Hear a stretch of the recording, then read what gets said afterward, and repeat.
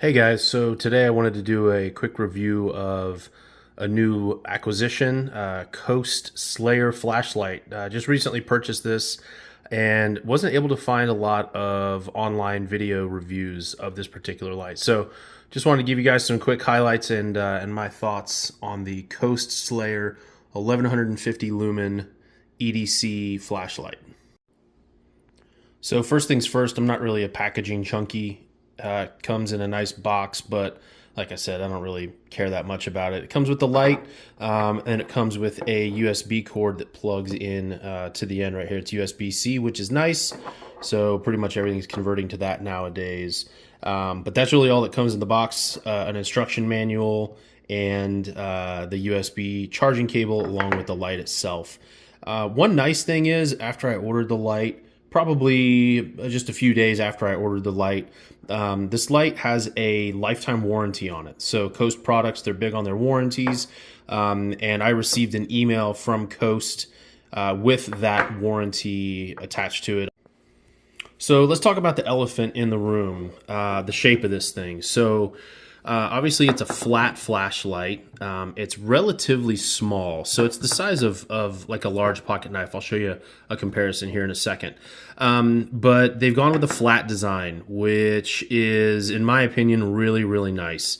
If you're EDCing this light, a lot of the round ones are, an inch or more in diameter. And this thing, as you can see, it's really just about finger thickness on the light. So it's really not very big at all. When you put it in your pocket, it slides in nicely.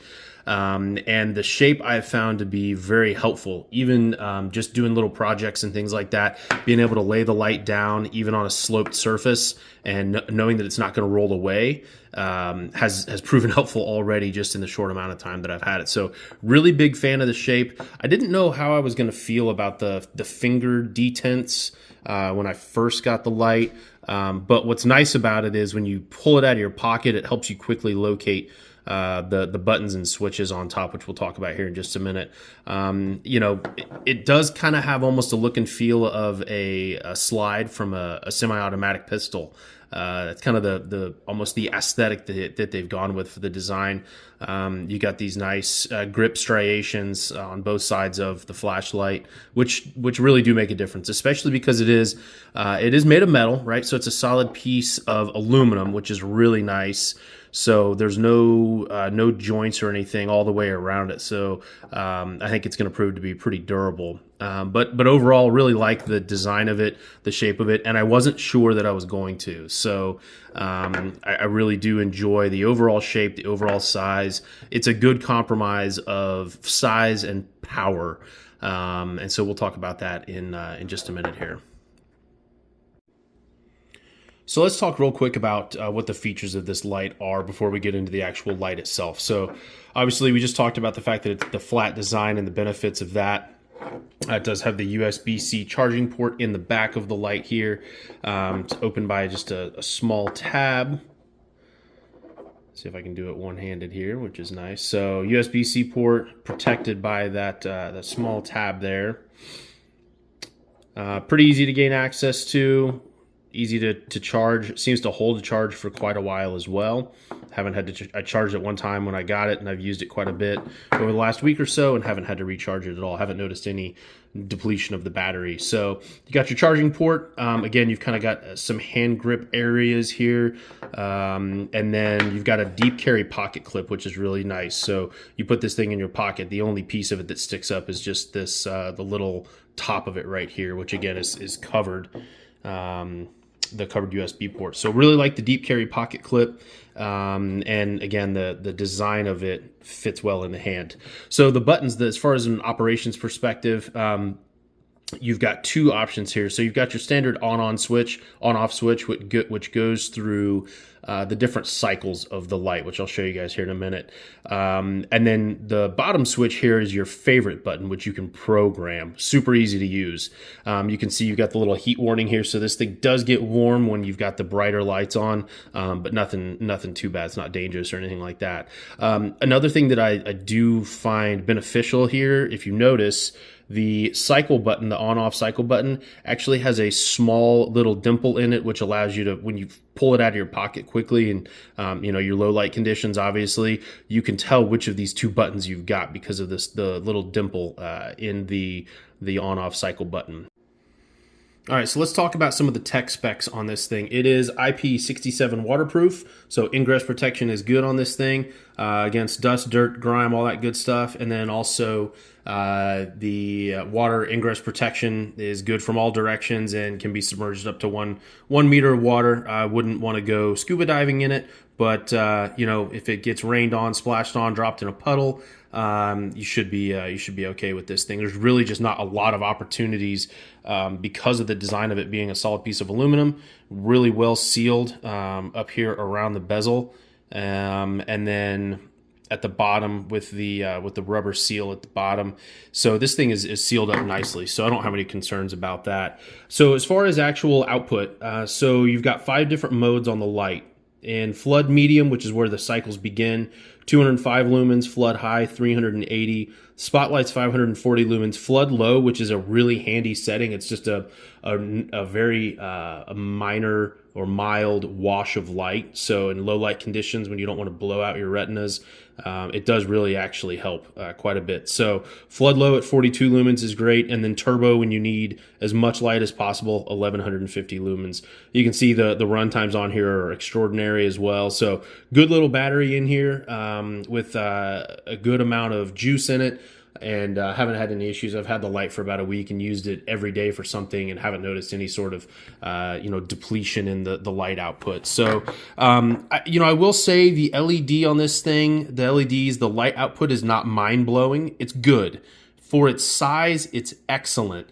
But compared to some of the larger flashlights, if you're looking for something that, you're going to be searching for things, 300, 500 meters out, this is not the light for you. This is an EDC, everyday task type of a light that's going to help you in a variety of situations and give you a good starting point. If you're looking for specialty lights, look elsewhere. If you're looking for really good searchlights, this is not the one. But it is excellent for 99% of the things that you're going to need a flashlight for. And really, that's the whole point of something that you're going to everyday carry. You want it to be usable in the maximum amount of situations and also be comfortable for you to carry, which this definitely checks those boxes. All right, before we get into the LED, just a real quick size comparison for you guys. On the left, Gerber Strong Arm, just to give you an idea, it's a large fixed blade kind of survival knife. Then on the right, we've got the SOG Terminus, which is a 3-inch EDC folding knife. So a 3-inch blade on it. And then just to give you guys an idea of the size. I know with the shape of this light, it can be kind of challenging to get an idea of just how big it really is. But the thickness of it there versus the thickness of a small EDC knife. One additional thing that I didn't really anticipate, because of the design of this thing being flat on the side, when it sits next to my phone in my pocket, the phone slides right up next to it and doesn't move. So the shape of it lends itself well to carrying a phone in your front pocket, which kind of surprised me. I thought it'd be annoying and kind of get in the way, but it actually doesn't. It just slides. It kind of sits right next to my phone, almost like an attachment to it. So let's talk about the light. All right, time for everybody's least favorite part of every flashlight review, the flashlight in a dark room. I don't find a huge amount of value in this because it automatically washes out and overloads the camera's light and white balance. So just show you guys kind of a different perspective on what the light patterns look like. So in a dark room, so when you hit the first button, cycles through, goes into medium flood. So there's the camera adjusting, so you can't even really tell what the flashlight's doing. But you do get a nice broad light. So I'm only about 6 feet away from this wall, and you can tell by the size of that outlet. I'm getting a nice broad floodlight, which I really like the floodlight feature on this light. I use it more than the spotlight. So there's flood medium, flood high. So if you notice, it's shut off. So if you leave it on a setting for a couple of seconds, it assumes that you're using it, and then when you hit the button again, it shuts it off. If you hit them quickly in succession, it'll cycle through the lights, which took a minute to get used to, but I do really like that feature now. So kicks off. So there's flood low, flood medium, then you get your spot. So you got a real nice hot spot, but you do also have some good throw around the hot spot as well, which I really appreciate. It helps your eyes adjust, and just makes it easier to see the actual whatever you're looking for in that hot spot. So kill that, and we'll go through flood low, flood medium. We got our spot. And then this is the low light setting, which this is that 42 lumens. And again, in a dark room, you can actually see pretty well with this amount of light, and it helps keep your eyes from getting too blown out in a dark environment. So that is done by cycling through these top buttons. Now they are backlit, which is awesome. Absolutely love the fact that these buttons are backlit. When it's dark, it really helps things out. So we'll go ahead and shut that off. Now, if I press the bottom button, the bottom button takes me to my favorite setting. So again, I can program this however I want it. So any of those 4 options, the flood medium, flood high, the pinpoint or the spotlight setting, and then the low lumen setting, I can set any of those as my favorite. I have mine set to the flood high, which I have found to be useful in a lot of different environments. Again, with such a broad throw to it, what it helps with is, you're looking for an item in the garage or back behind the couch or whatever.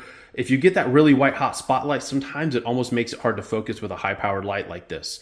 So this gives you a nice soft edge to the light and really, really consistent light output throughout the entire range of that flood. So if you notice, the whole thing is the same intensity, same brightness. So I use this again. That's on my favorite setting. I have that set to the flood.